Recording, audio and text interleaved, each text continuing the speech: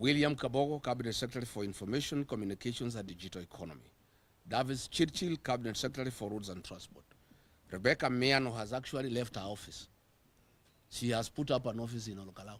She even tried to summon the ACK Church for a seminar on tourism to bribe them to campaign for the UDA candidate. And the ACK parish minister stood her off. She had called them for a seminar in Naivasha. I don't know what ACK church officials have to do with the tourism in Kenya. She has left her office. She is actually working from Olokalao. Nixon Coril, the Principal Secretary, State Department of Lands. Patrick Mariru, Principal Secretary, State Department for Defense. Alex Wachira, very notorious. He has even removed the transformers from Bere and taken them to Olokalao. The transformers he took to Bere during the Bere by-election, he has now removed them and taken them to Olokalao. Joseph Bogwa, the Principal Secretary for State Department for Roads. All roads in Nyandarua, in all the neighboring constituencies, have stalled. But in Olokalao, he is there launching roads. Mary Mudhoni, the Principal State Secretary for Public Health, she was having, with Aden Duale, a medical camp and demanding IDs before people are treated. I don't know what an identity card would inform when you are treating somebody. I thought they are supposed to take their blood pressure, their temperature, and their sugar levels. But instead of doing that, finding out what is their BP, what's their sugar levels, what is their temperature, instead they are taking the ID, which means the whole thing was a fake. They just wanted to take IDs from the gullible people of Olokalao. Anan Wangombe, the Principal Secretary for State Department for Gender. Mr. Philip Mainga, the Managing Director of Kenya Rails Corporation. He brought a fake train in Olokalao after 45 years absence, you know, and it knocked a few vehicles because there are no signs anywhere. You know, I'm asking the people of Olokalao to avoid that train. It's a disaster in the making. Charles Karondo, the chairman of the Communication Authority, he has come to Olokalao for 3 months. He's the one actually doing voter bribery at night. You know, when he is not in Olokalao, he's in Keharu, where he has been the sponsor to oppose Dende Nyoro. He's the one actually mapping all the homes for voter bribery. Mr. Ethekon, before you can threaten to cancel the election because of voter bribery, can you summon these state officers and pull them out of Olokalao and let the law take its course? Don't be a crybaby. Why are you crying about voter bribery when the culprits are known and the law is in place? What are you telling the people of Kenya? You are crying to Kenyans to do what? You are the one who is supposed to take action against these people. Then you are shouting, oh, this election I can cancel, there's too much voter bribery, oh, there could be violence.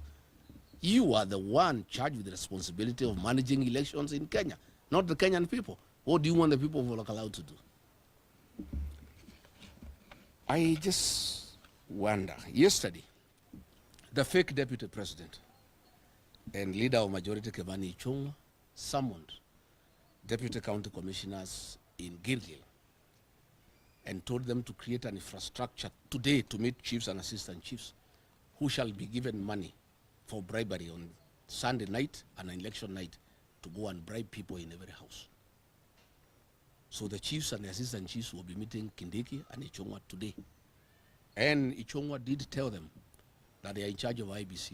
In fact, Ichung'wa went ahead to tell the government officials that they have bought a house in Karen for Mr. Ethekon at 80 million. Ethekon did not have a house in Nairobi, he was living in Turkana. I want to challenge the chairman of IEBC to confirm whether he has moved to Karen and how did he purchase this house. He has been in office for a year. His income is not sufficient to buy a house for 80 million. Is it true what Ichung'wa is saying, that the government has bought you a house in Karen so that you can bangle the 2027 general election? And Ichung'wa told the officers that they have instructed Ethekon to make sure that the UDA candidate is announced, the winner, even if he loses, even if people die. I want to challenge Ethekon. When did you move to Karen? You came from Turkana. You came to my neighborhood at a house of 80 million. Where did you get the money to buy a house for 80 million? It must be what Ichung'wa is saying, that they bought you the house and you do what they want. Mwangi Kujori has been calling the presiding officers and threatening them, offering them money to bungle the election. And those who refuse, he is intimidating them. That he has instructions to make from William Ruto to make sure the election is won. And he is telling them that if they don't help government, they'll face government wrath. I want to thank the returning officer and all presiding officers in Olkalau. So far, they have been very firm. Please don't be intimidated.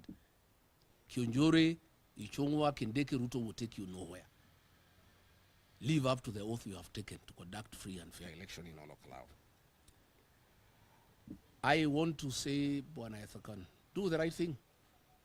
Don't try to postpone this election. Make sure there is no violence. Talk to the IG to make a public statement that goons will not be allowed into Olkalau.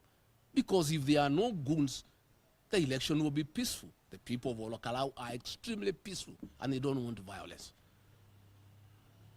During the 25th commemoration of Gen Z protests, we saw police deployment in the city.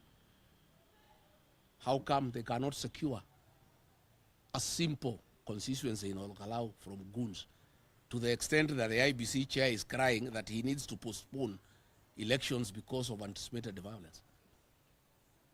We are asking IEBC to discuss with the IG that plainclothes police officers are not deployed in Olkalau because they are the ones who cause violence. They are the ones who cause violence in Bere. Plainclothes police officers are the ones who cause violence in Narok. They are the ones who are causing violence in Olkalau. They are the ones that Eric Wamumbi and Betty Mine are planning to cause violence in Olkalau. We want the IG to deploy only uniformed police officers in Olkalau, so that if they cause violence, people can notice, they can take photographs and videos. We are asking plainclothes police officers to be kept off Olkalau.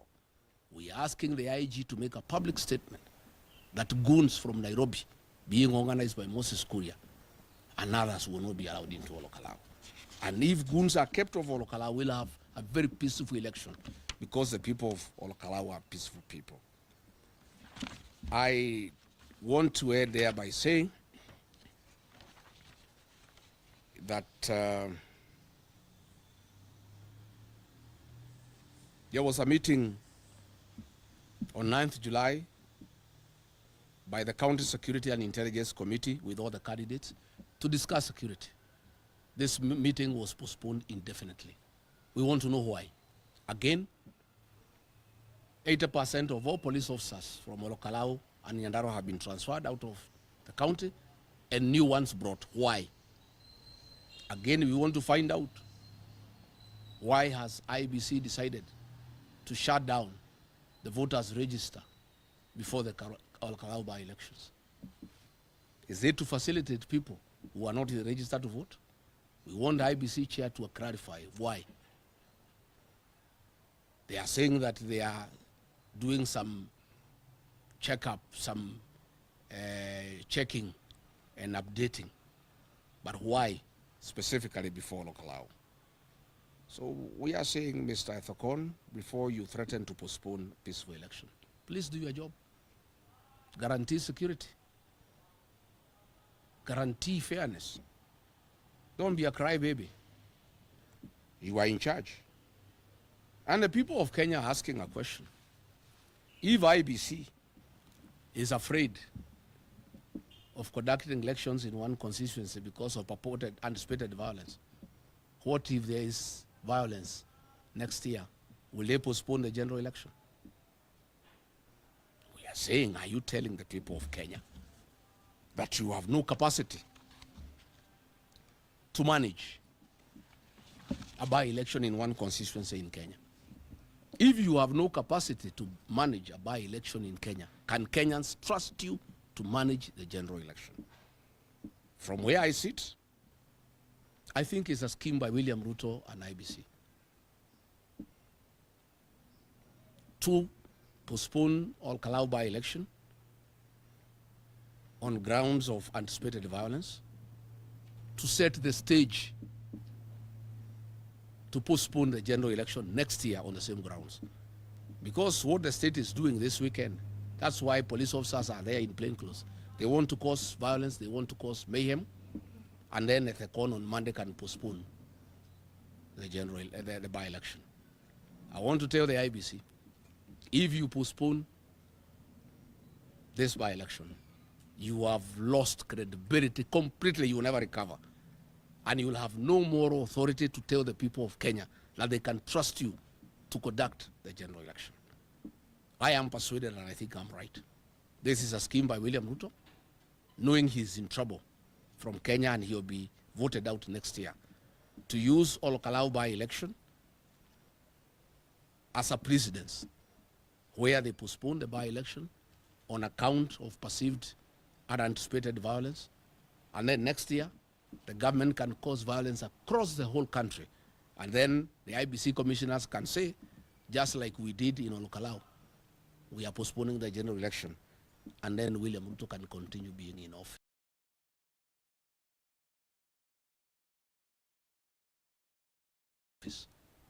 against the Constitution.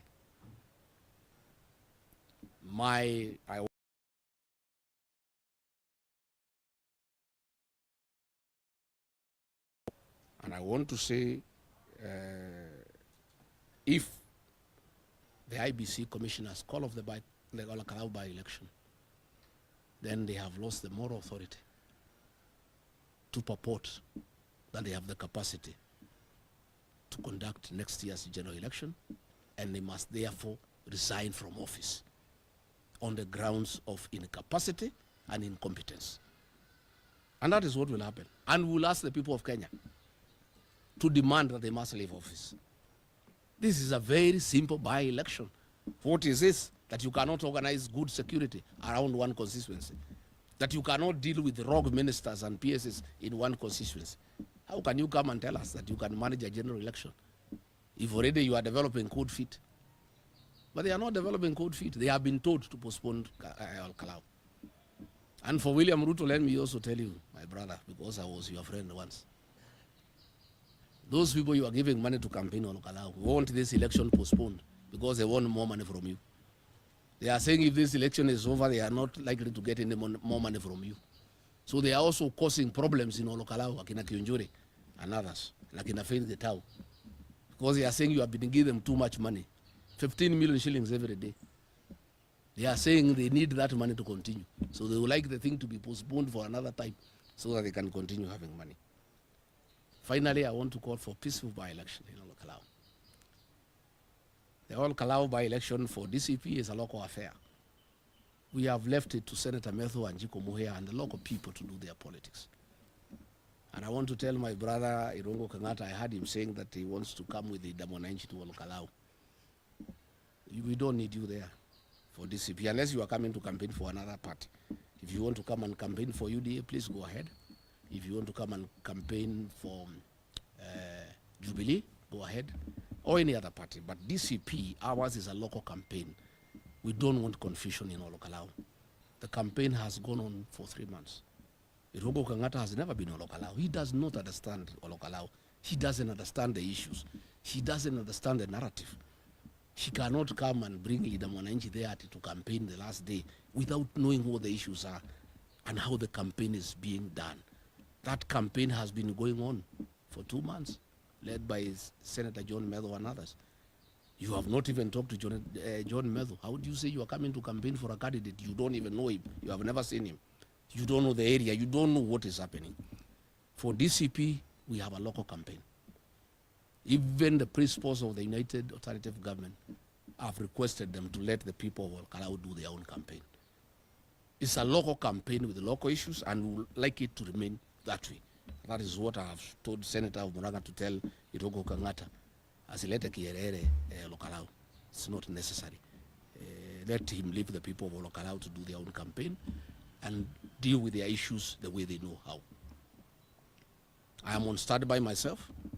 I have not been to Olokalao because it's not necessary. The campaign is going on very well. But if the team leader, Senator John Metho, requests my presence in Olokalao, I'll be available. That request has not come. And I'm happy with what is going on. And it's going on so well that William Ruto wants the election postponed because he has spent money and people are not moving. 1 billion shillings. There is no change in Olkalau. So if you guys are going there to cover the by-election, make sure you carry change, otherwise you lose your money. The only currency in circulation is 1,000. So if you want tea, you must pay with 1,000, there is no change. So I'm just giving you free advice in case you are deployed in Olkalau. Please, there's too much money and 1,000 shillings note, and you are likely to lose your money. So if we have mtu ya chai, chukua cheji ya 100. Si ndio? Na hakuna hoteli ya kukaa, you know where to stay. All the places are full. And also be careful. When you go there, take care. The Twilight girls have also gone to Olkalau. You know what they do during the T-bonus. You know the T-bonus? They normally move where the T-bonus is. The bonus of this year is Olkalau. All the Twilight girls from Nairobi, from Mombasa, they are in Olkalau. If I go there myself, I'll also be very careful. I don't want to get in trouble with the Reverend Doctors. Yeah? So mukienda huko pia mjue iko namna hiyo. That is the atmosphere in Olkalau. Nimeona nisaidie nyinyi kwa sababu ni marafiki yangu, msiende kupata shida huko.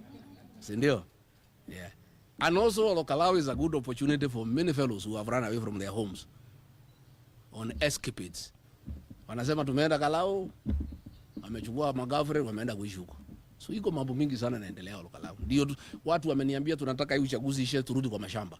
People have abandoned their farms. The Twilight girls need to go back to Mombasa and Nairobi. We want to conclude this election so that people can go back to their farms. The Twilight girls can go back to where they have come from. Or the people who have run away from their homes can go back to their wives. Yeah?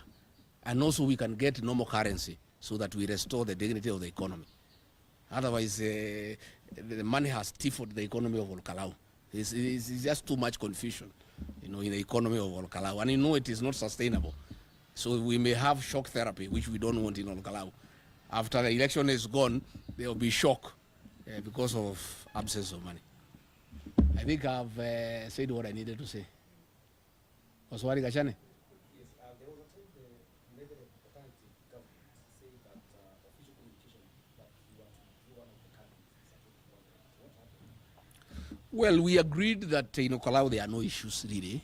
Those issues occur in cities like Nairobi, Mombasa, where friendly fire can be injurious to the coalition. In Olkalau is a straight fight between DCP and UDA. Period. The rest we are not both agreed. It's a straight fight between DCP and UDA.